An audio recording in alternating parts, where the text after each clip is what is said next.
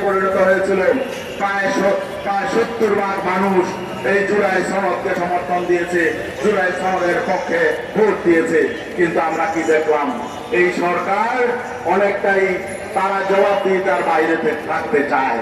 আমরা এই সরকার ব্যর্থ হোক, এটা আমরা চাই না। এই সরকার আবার আওয়ামী লীগ হয়ে যাক, এটাও আমরা চাই না। কিন্তু আমরা কি দেখতে পাচ্ছি, এই জবাবদিহিতার আওতায় তারা আসতে চায় না। জুলাই সনদে জবাবদিহিতার যে জায়গাগুলো ছিল, এগুলোকে তারা পাশ কাটাতে চাচ্ছে। আরেকটা মৌলিক বিষয় হল, সেটা বিএনপিও তাদের ইশতেহারে অন্তর্ভুক্ত করেছিল যে এই পার্লামেন্ট নির্বাচনের পরে উচ্চকক্ষ হবে।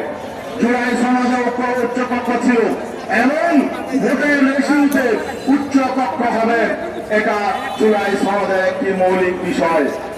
আজকে 5 মাস অতিক্রান্ত হচ্ছে বর্তমান সরকারের, বর্তমান পার্লামেন্টে। আগামী আগস্টে 6 মাস পূর্ণ হবে। জুলাই সনদ স্পষ্ট আছে, 6 মাসের মধ্যে পিয়ারের ভিত্তিতে উচ্চকক্ষ হতে হবে। কিন্তু আমরা দেখছি এই সরকার সেদিকে যাচ্ছে না।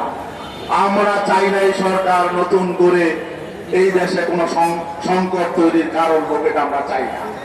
আবার নতুন করে আমাদেরকে আন্দোলন কর্মসূচি দিয়ে মাঠে নামতে হবে, এটা আমরা চাই না।